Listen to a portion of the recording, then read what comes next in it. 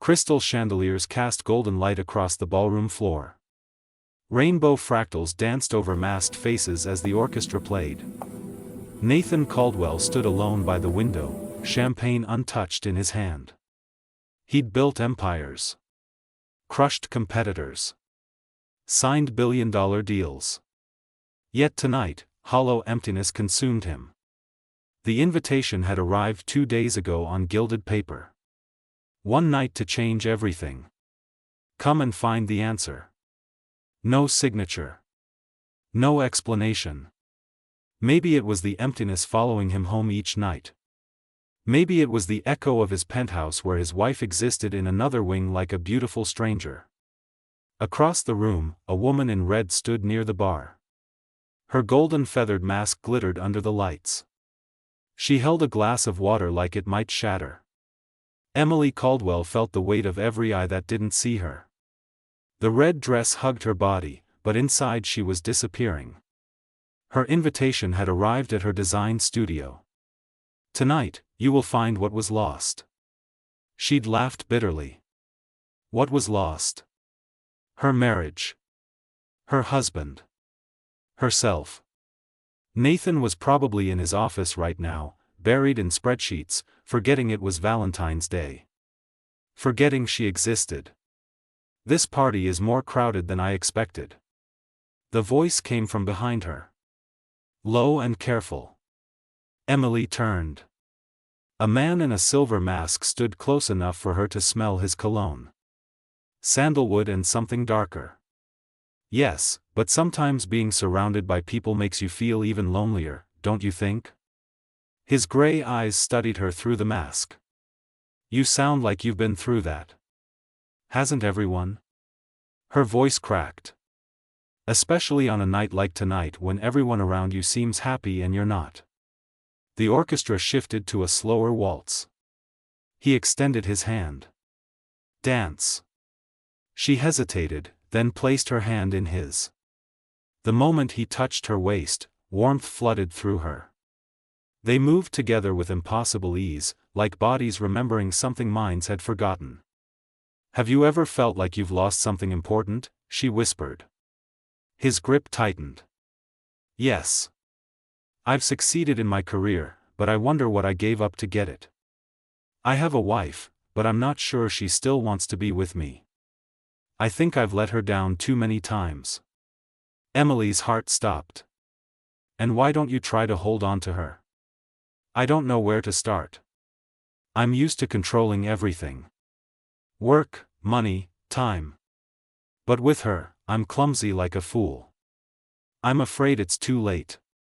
Tears burned behind her mask. I have a husband too. Used to be everything to me. We had days so happy I thought they'd last forever.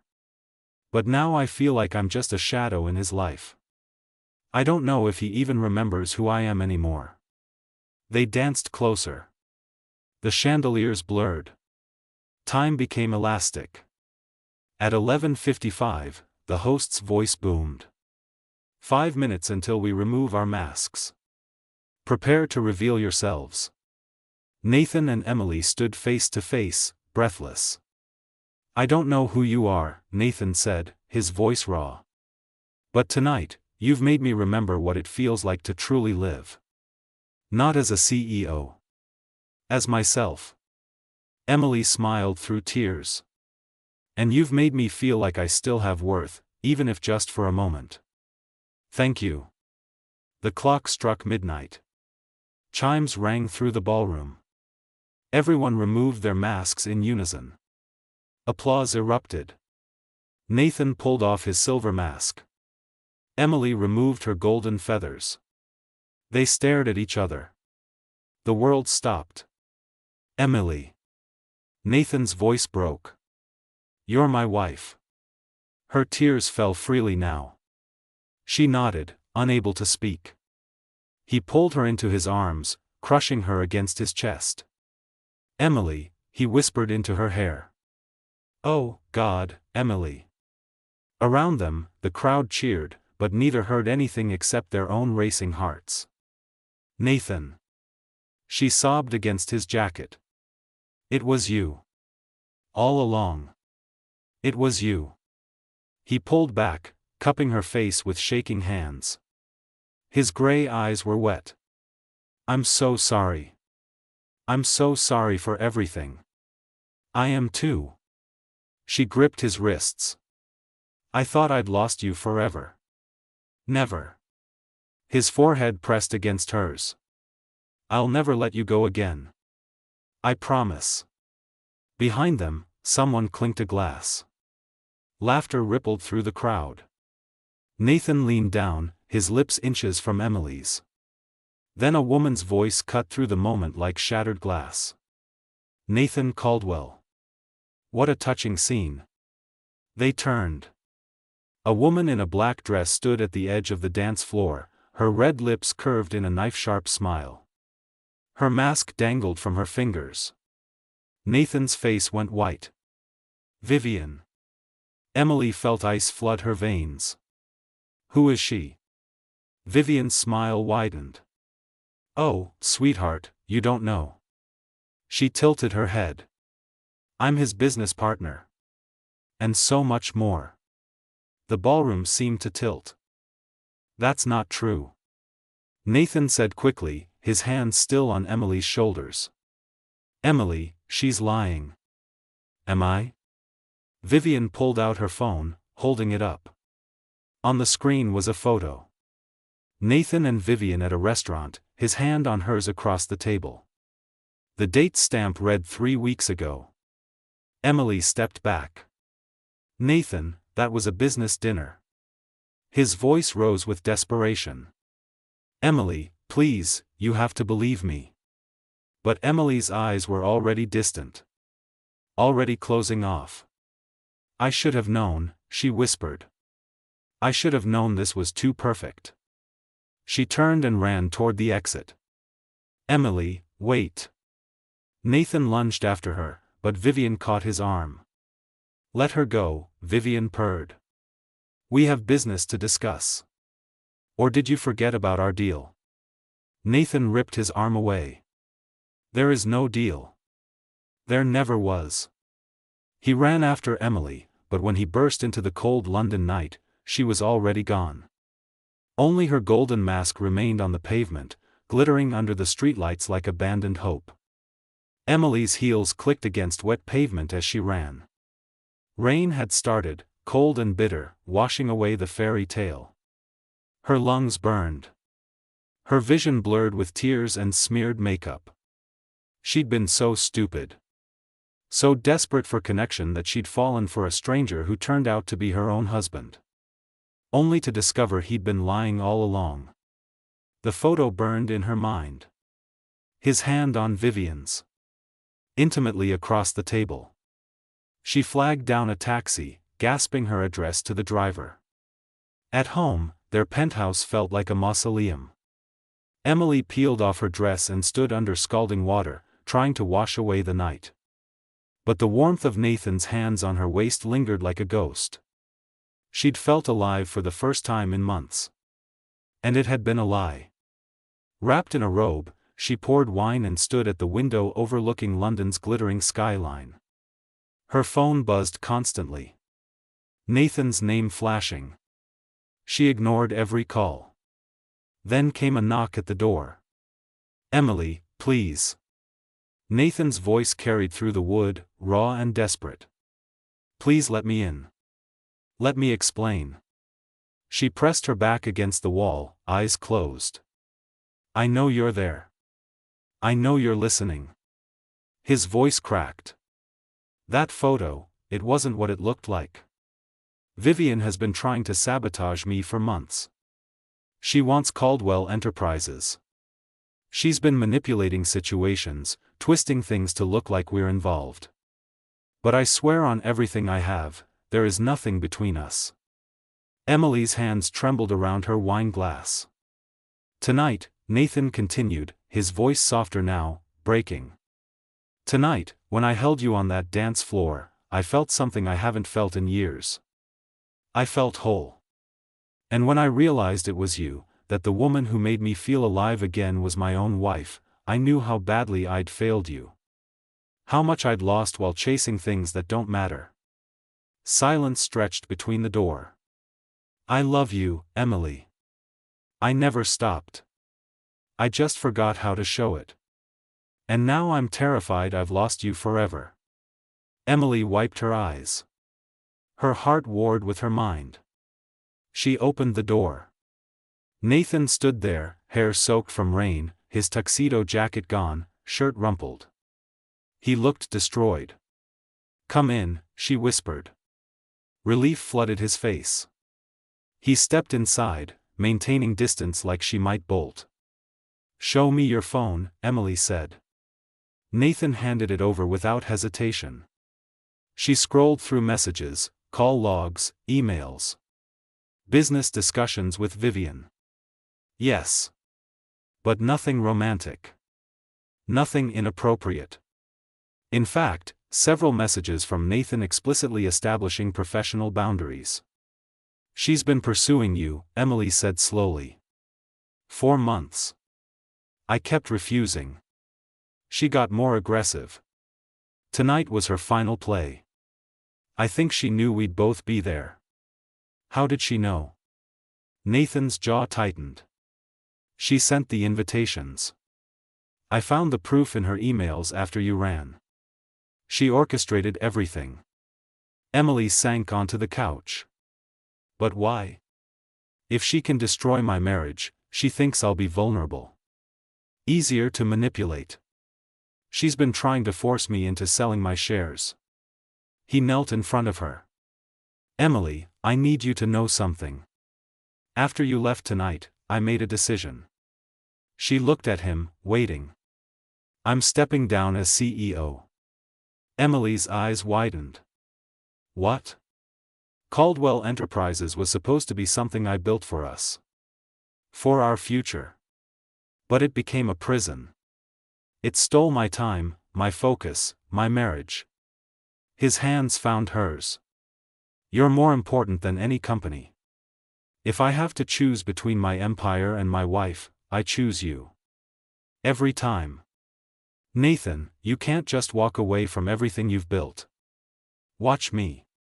His gray eyes burned with intensity. I already drafted my resignation. It goes public tomorrow. But Vivian will get nothing. I'm selling my shares to Marcus Chen, my old mentor. He'll keep the company ethical. Vivian will be forced out within a month. Nathan's voice hardened. She tried to destroy my marriage. That was her mistake. Emily's throat tightened. You'd really give it all up? I'd give up everything to have you look at me the way you did tonight. Before the masks came off. He lifted her hand to his lips. You're my life, Emily. Not the money. Not the power. You. She touched his face, feeling the stubble on his jaw, the warmth of his skin. I thought I'd lost you years ago. I thought the man I married was gone. He was lost. You found him tonight. Nathan leaned his forehead against hers. Let me prove it to you. Give me a chance to be the husband you deserve. I'm scared. So am I. They sat in silence, the rain pattering against windows. Then Emily's phone rang. Unknown number. She answered. Hello. Emily Caldwell? A woman's voice. Professional. This is Detective Sarah Walsh with the Metropolitan Police. We need you to come to the station. It's about your husband. Ice flooded Emily's veins. She looked at Nathan, whose confusion mirrored hers. What's this about? I can't discuss details over the phone. But you need to come now. Both of you. The line went dead. Nathan stood slowly. What did they say? They want us at the police station. Something about you. His face paled. Vivian. What? She threatened me once. Said if I didn't cooperate, she'd make me regret it. Nathan grabbed his jacket. We need to go now. They drove through rain-slick streets in tense silence. At the station, Detective Walsh led them to an interview room. Fluorescent lights buzzed overhead, casting everything in sickly yellow. "Mr. Caldwell," Detective Walsh began, sliding a folder across the table. "Can you explain these transactions?" Nathan opened the folder. His face went white. "What?" Emily leaned over. Inside were bank statements showing massive wire transfers from Caldwell Enterprises accounts to offshore holdings. Dates spanning the last 6 months. Amounts totaling $30 million. "This is fraud," Nathan breathed. "I never authorized these.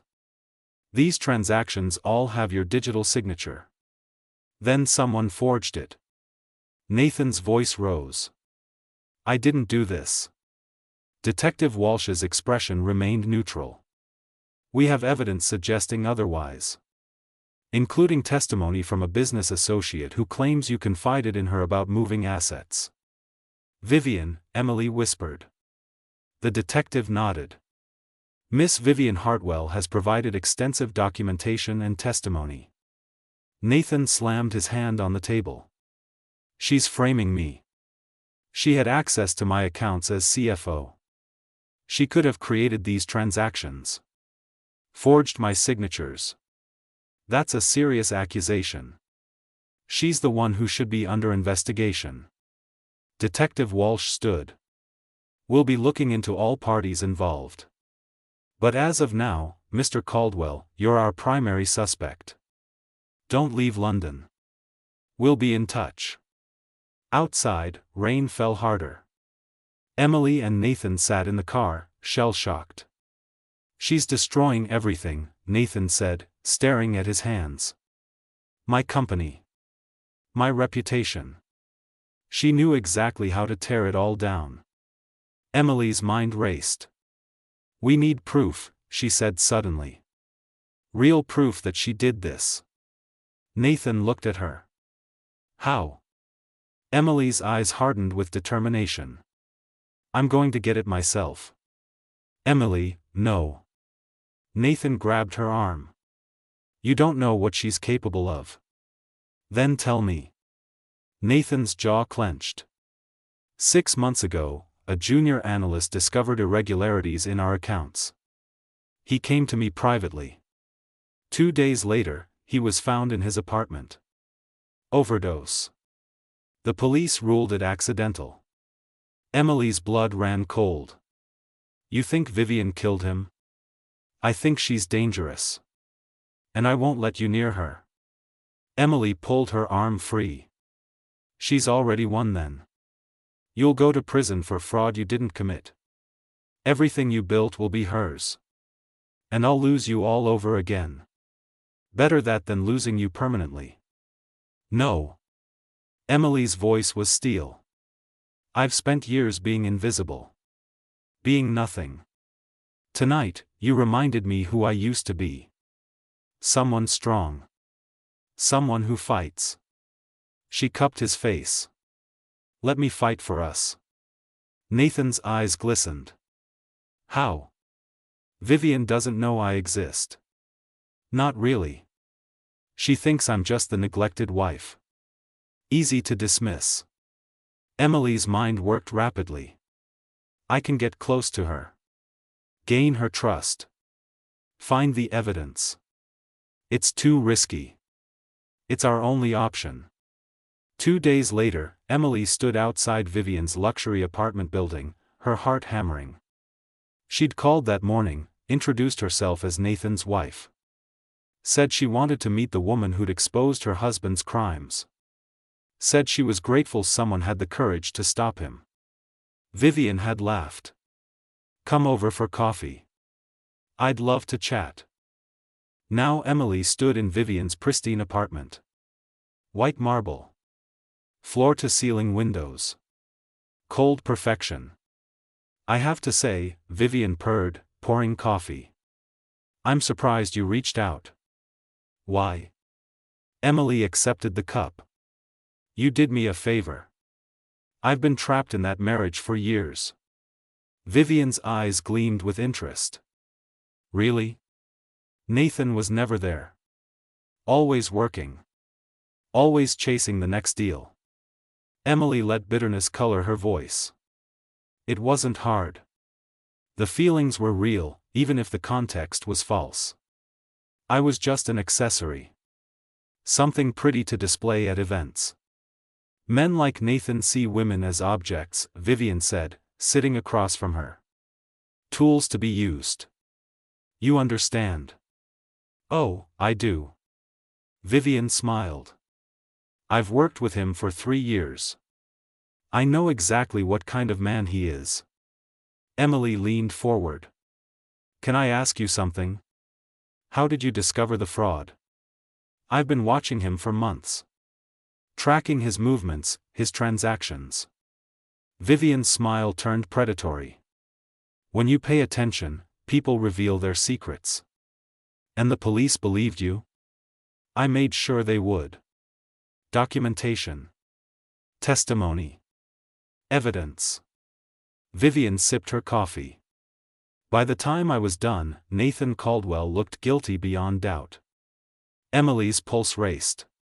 She needed Vivian to say more. To admit what she'd done. That must have taken incredible skill, Emily said carefully.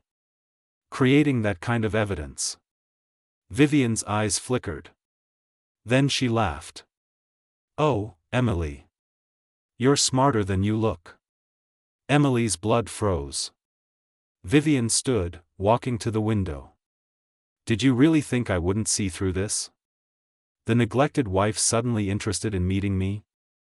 Suddenly asking probing questions? Emily set down her cup with shaking hands. Nathan sent you, didn't he? Vivian turned. To get a confession.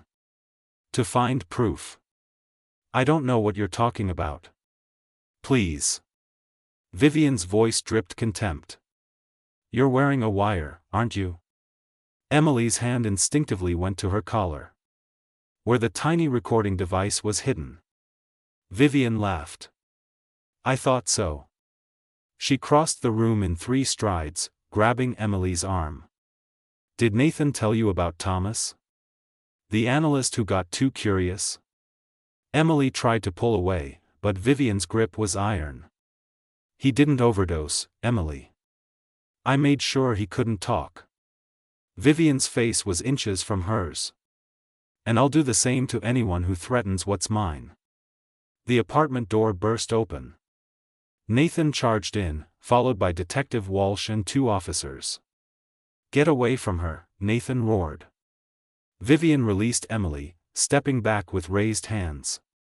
But she was smiling. You heard all of that? Emily gasped. Detective Walsh nodded. Every word. The wire worked perfectly. Vivian's smile never faltered as they cuffed her. You think this is over? Nathan Caldwell is still the prime suspect in $30 million of fraud. My confession about Thomas doesn't change that.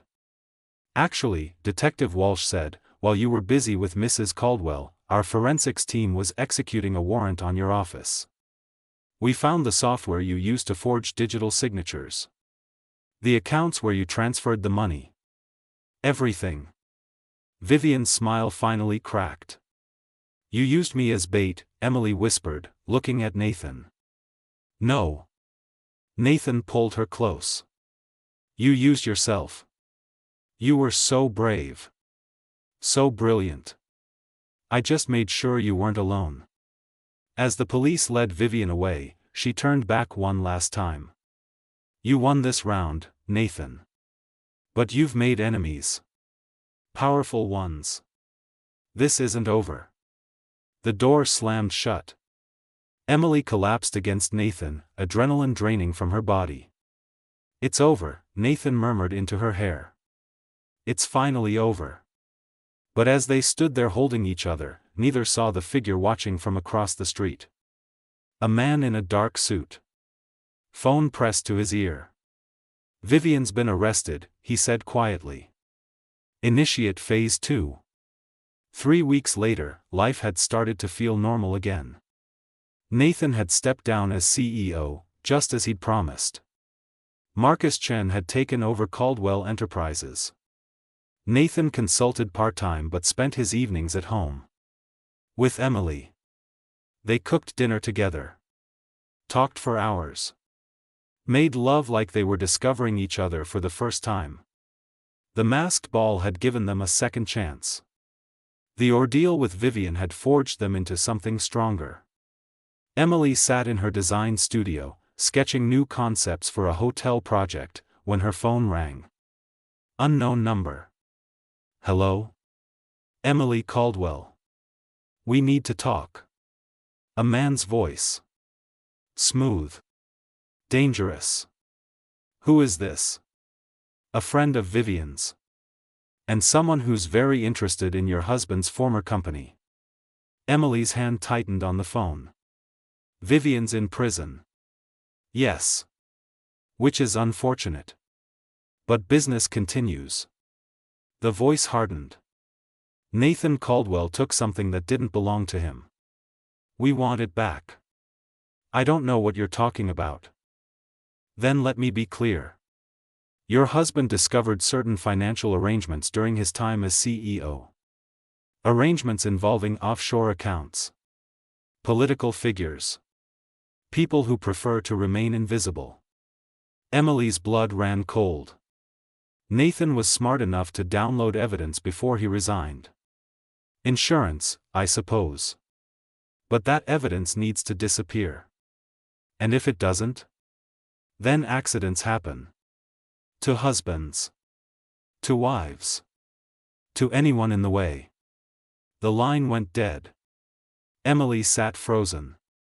Then she grabbed her keys and ran. Nathan was in his study when Emily burst through the door. We need to talk. Now. She told him everything. The call. The threats. The evidence. Nathan's face went pale. I was going to tell you. I just didn't want to scare you. Tell me what? He opened his laptop, pulling up encrypted files. When I was preparing my resignation, I found transactions that went beyond Vivian's fraud. Money laundering. Bribes to government officials. Connections to organized crime. Nathan, this is dangerous. I know. That's why I copied everything. Sent it to 3 separate lawyers with instructions to release it if anything happens to me. Emily's hands trembled. They threatened us. Let them. I'm not backing down. These people destroyed lives. They need to face justice. Even if it costs us everything. Even if it costs us each other.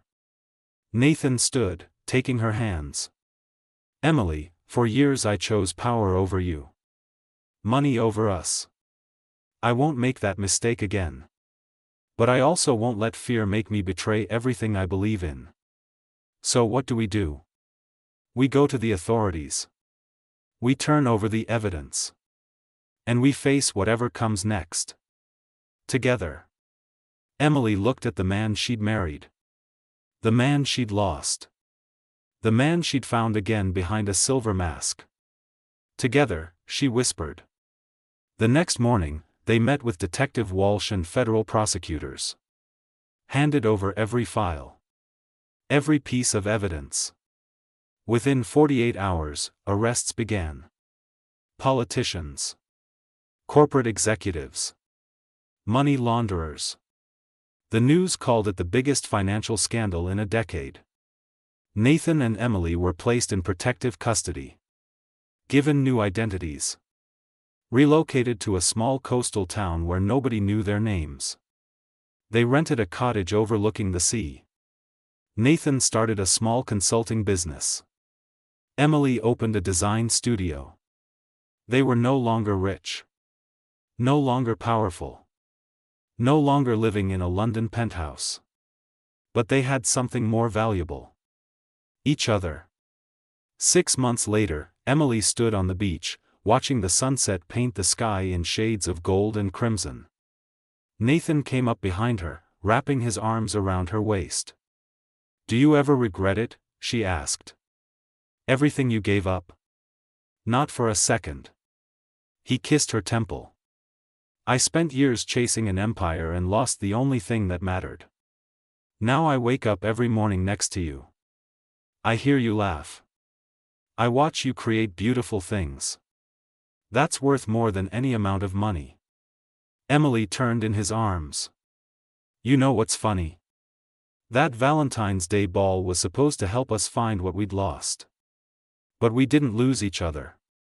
We just forgot how to see each other. The masks helped us remember.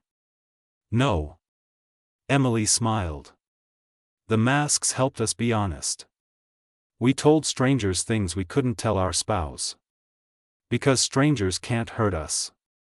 But when the masks came off and we realized who we'd been talking to all along, that's when everything changed. Nathan cupped her face. I love you. Not the version of you I thought I needed. But the real you. The brave, brilliant, complicated woman who risked everything to save me. I love you too. The real you. Not the CEO. Not the empire builder. Just Nathan. They kissed as the sun dipped below the horizon. Somewhere in London, people were still chasing power. Still building empires. Still forgetting what mattered. But Nathan and Emily Caldwell had learned the truth. Sometimes you have to lose everything to find what was always there. Sometimes you have to face the darkness to appreciate the light. And sometimes, the person you've been searching for has been beside you all along. You just needed the right night. The right music. The right mask. To finally see them. 1 year later, a letter arrived at their cottage. Emily opened it, reading silently. Then she laughed. What is it? Nathan asked. She handed him the paper. It was an invitation. On gilded paper. For another masked Valentine's Day ball. Thank you for attending last year. Your story inspired us. Will you come back and share your journey with others who need to remember what matters? Nathan looked at Emily. What do you think? She smiled. I think we should go. But this time, we don't need masks to see each other. No, Nathan agreed, pulling her close. This time, we already know who we're dancing with. And in the small coastal cottage where two people had rebuilt their lives from the ashes of an empire, love had finally come home. The end.